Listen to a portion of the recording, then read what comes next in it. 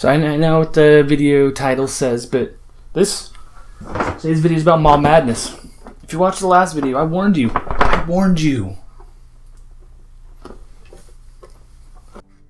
Today we're going to talk about some of the best games out there that don't get played as much because they're difficult to learn. My favorite game of all time is Final Fantasy Tactics, but I hated it when I first played it. When you jump into Final Fantasy Tactics, your first fight is mostly controlled by AI, so you don't really have to do anything, but your second fight is one of the toughest fights in the game. Normally in this game, if you find a battle that's too hard, you can run around grinding and level up your characters and come back. But this is the second fight. Grinding isn't an option yet. So, yeah. The first time I played this, I was mad. I couldn't believe they put out this garbage game with the Final Fantasy name on it. It kept bugging me and making me mad, so I decided I was going to beat that stupid stage and figure this game out. And I did. And I loved it. My favorite game of all time almost got skipped because of this steep learning curve. I've run into situations like this since Final Fantasy Tactics with other games that I've come to love, like Minecraft, EverQuest, Culticept, and Mackay Kingdom. It's hard to tell if a game is good or not if you don't know how to play, and if it takes a big time investment to learn to play, this can be very off-putting. I would hate to spend 5 hours learning to play a game just to find out I don't like it. Age of Wushu, I'm looking at you. So there have been some games that I've given up on, and like Final Fantasy Tactics, I think back to these games and try to figure out if they're worth learning. Here are 4 games that I swear I will learn to play, despite their difficulty. First, Romance of the Three Kingdoms. There are currently 13 games in the main series. They've been making these games since 1985. You can buy a Romance of the Three Kingdoms game on NES and PlayStation 4, and I don't know how to play it. While I don't know exactly how this game plays, it does look a lot like Civilization, which is a game series that I absolutely love. In Romance, there are also game mechanics about recruiting generals and forming relationships or something. I don't really know, but it looks like a great strategy game. But I haven't been willing to put in the time to learn it, yet. In the past, I've been able to use the excuse that I didn't have the instruction manual or a guide as a reason to skip this game, but here in modern times with the internet and more recent version of this game having a walkthrough, I need to give this game a shot. This next game I bought because of a conversation I had with a game store employee. We were discussing the huge variety of game styles available for PlayStation 2 when he said, "We have a game over there that looks like a Super Nintendo wrestling game, 2-dimensional sprite graphics and a PlayStation 2 game." So I asked him to show me, and he pointed me to Fire Pro Wrestling Returns. By looking at the back of this game's case, I couldn't tell what to expect, but it looked like it would be fast-paced mayhem fun. I was wrong. I've never spent much time playing wrestling games, and thanks to Fire Pro Wrestling Returns, I figured out why. They use control schemes that aren't like any other genre of game.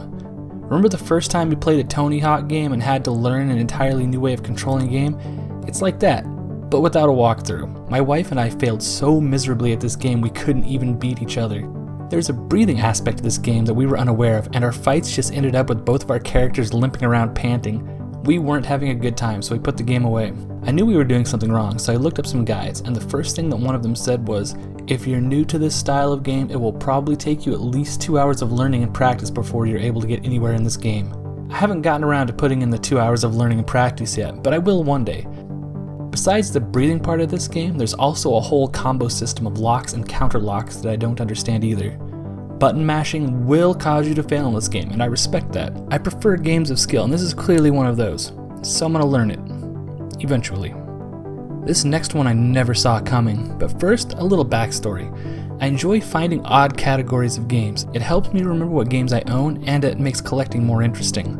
One day I mentioned to my wife that PlayStation 2 has a lot of horse games for some reason, and she replied, has a lot of Lord of the Rings games too, so we started keeping count. To my knowledge, there are 12 horse games for PlayStation 2, including 4 Gallop Racer games.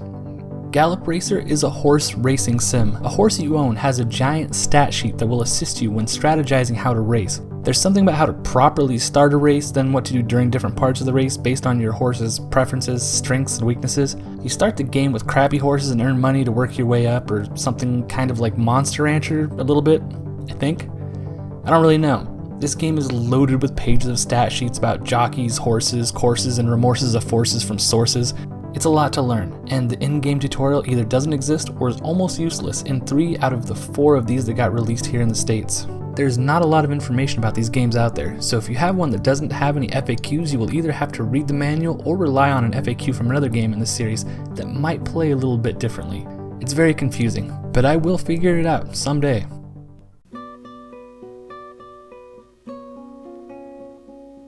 finally, the big one. This game looks amazing. I watch videos about it all the time. I can't get enough of it, and I also have no idea how to play it. This game is not orcless, and of course it has horses in this game full of Norses that is Dwarf Fortress. Holy hell, this game is complicated! First of all, there's a million screens. Next, this is a game you can't beat. Third, it builds an entire world with an intricate history before you begin. Fourth, so many amazing things can go wrong. Fifth, there's a thing called Dwarf Therapist because the dwarves you control have things they love and hate that will affect their behavior. The dwarves have phobias. Sixth, there's another game in the game that's not Dwarf Fortress, but more like an RPG or something. Seventh, your dwarves can own lots of different animals, except cats. Cats own dwarves. 8. There's so many things you have to do to keep your dwarves alive, and food isn't even number 1. Booze is the big priority here. 9th. I'm sure you've noticed by now that this game basically has no graphics. I'm using one of the fancy looking packs for this recording. It's usually displayed in ASCII text. Anyways, I could keep going on, but this game is amazing, and I don't know how to play it. I understand the basics, and I keep jumping back in to play it occasionally, but I'm so frozen with fear that I've forgotten to do something that it's difficult for me to unpause the game and let the dwarves do the work that I've assigned them. This is my number 1 game that I don't know how to play, but will force myself to learn. Go ahead and search around the internet for this game. There's a huge community built around it that I hope to be a part of one day.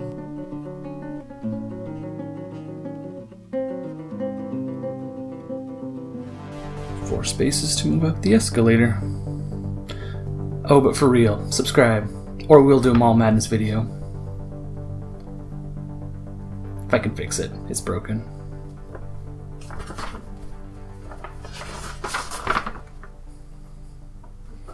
This game can't be good.